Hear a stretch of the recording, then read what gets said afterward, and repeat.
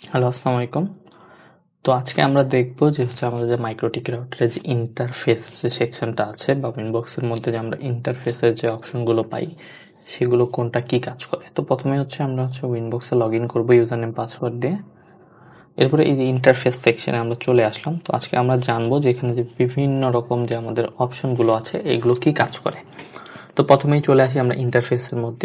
Interface যে লিস্টটা আছে, ইন্টারফেস লিস্ট খুবই কমন একটা বিষয় যে ইন্টারফেসে যে আমরা প্রথমে এখানে আপনারা দেখতে পাচ্ছেন দুইটা আর লেখা আছে, মানে আমার এই দুইটা পোর্ট বর্তমানে রানিং আছে। তো এই পোর্টটা হচ্ছে যে ফিজিক্যাল অ্যান্ড লজিক্যাল দুটো ইন্টারফেসে এখানে শো করে।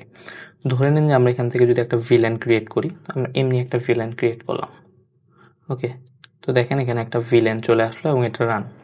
ঠিক আছে, তো এখানে হচ্ছে যেগুলো এগুলো কিন্তু আমাদের ফিজিক্যাল। এখানে ভিলেনটা আমরা একটা লজিক্যাল ক্রিয়েট করলাম এখন, তো এটাও কিন্তু এখানে শো করছে। তো এখানে যদি আপনারা দেখেন তাহলে আমরা বলতে পারি যে ইন্টারফেস সেকশনের প্রথম যে আমাদের উইন্ডোটা আছে এটা আমাদের লজিক্যাল এবং ফিজিক্যাল দুটো ইন্টারফেসই শো করে।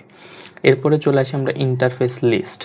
তো ইন্টারফেস লিস্ট হচ্ছে এখানে আমরা হচ্ছে আমাদের যে ট্রাস্টেড এবং আনট্রাস্টেড ডিফাইন করে দিতে পারি, যে কোন কোন সেকশন হচ্ছে আমাদের ট্রাস্টেড এবং কোনটা আনট্রাস্টেড, এগুলো আমরা এখানে ডিফাইন করে দিতে পারি। এরপর চলে আসি আমরা ইথারনেট। তো নাম দেখলে আপনারা বুঝতে পারছেন ইথারনেট হচ্ছে আমাদের পোর্টগুলো যে আছে, ফিজিক্যাল যে পোর্টগুলো আছে, এই ফিজিক্যাল পোর্টগুলোকে আমাদেরকে এখানে শো করছে। আমার মাইক্রোটিক রাউটারে 4টা পোর্ট আছে, এই 4টা পোর্ট এখানে শো করছে এবং দুটো রানিং। এইবার আমরা চলে আসছি হচ্ছে ইউপিআই টানেল। ইউপিআই টানেল হচ্ছে এটা হচ্ছে একটা ভার্চুয়াল টানেল ক্রিয়েট করতে পারে।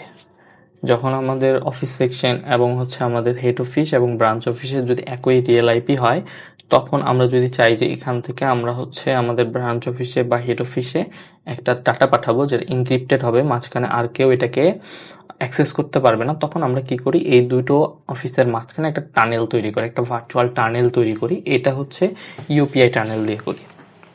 এরপরে চলে আসি আমরা আইপি টানেল। আইপি টানেল আর আইপি টানেল ওই সেম ক্যাটাগরি, বাট এখানে হচ্ছে কি আমরা এখানে হচ্ছে ডিফারেন্ট ব্লকের যে আইপি গুলো আছে, মানে ওখানে আমরা রিয়েল আইপি নিয়ে কাজ করলাম, এখানে যে ডিফারেন্ট ব্লকের যে আইপি গুলো আছে এগুলোর মাঝখানেও টানেল তৈরি করতে পারি। তো ওইটা থেকে এটা হচ্ছে একটু ডিফারেন্ট, এই জায়গাতেই ডিফারেন্ট, বাকি দুটো কাজ অলওয়েজ সেম। এবার চলে আসি আমরা জিআরই টানেল।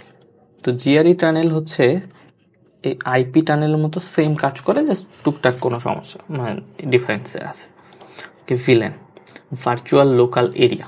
তো ভার্চুয়াল লোকাল এরিয়া ভিলেন নিয়ে আমরা যখন মাইক্রোটিক বা সিসকো নিয়ে কথা বলবো তখন ভিলেন নিয়ে আমরা হচ্ছে অনেক রকমের ধারণা পাই। তো এখানে আমরা সহজ ভাষায় যদি বুঝাই তাহলে হচ্ছে ভার্চুয়াল লোকাল এরিয়া হচ্ছে নেটওয়ার্কের নির্দিষ্ট লোকাল এরিয়া নেটওয়ার্কের মধ্যে আরো ভার্চুয়ালি কিছু পৃথক পৃথক নেটওয়ার্কে ভাগ করে। একদম ইজিয়েস্ট যদি এটার এক্সাম্পল দিই তাহলে একদম ইজিয়েস্ট হচ্ছে এটি। এবার চলে আসি আমরা ভিআরআরপি। ওকে, ভিআরআরপি হচ্ছে ভার্চুয়াল রাউটার রিটেনডেন্সি প্রোটোকল।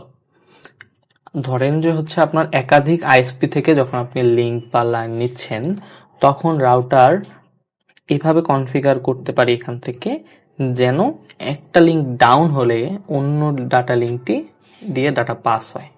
হ্যাঁ, সেভাবে এখানে একাধিক ডিভাইস যদি আমরা এখানে অ্যাড করি, দুটি রাউটারকে অ্যাড করি, তাহলে ইউজাররা সেকেন্ড ডিভাইস থেকে ডাটা পাবে বা সেকেন্ড ডিভাইস থেকে তারা সার্ভিস পাবে।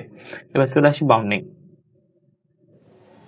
যদি আমরা বাউন্ডিং এ দেখি, বাউন্ডিং হচ্ছে আমরা সহজ ভাষায় যদি বুঝি তাহলে হচ্ছে আইএসপি থেকে আসা যে দুইটি কানেকশন, আমরা আইএসপি থেকে যখন দুইটি কানেকশন নিয়েছি, ধরেন যে আপনি 100 এমবিপিএস এর একটা কানেকশন নিয়েছেন, বাট ওইটা হচ্ছে আপনার এখন হচ্ছে না, মানে আপনি কুলাইতে পারছেন, আপনার ইউজার বেশি হয়ে গেছে, আপনার আরো দরকার, তখন এই বাউন্ডিং সেকশনটাতে আমরা আরেকটা আইএসপি থেকে বা ওই সেম আইএসপি থেকে আরেকটা লাইন নিয়ে দুটোকে বাউন্ড করতে পারি বা দুটোকে এক করতে পারি।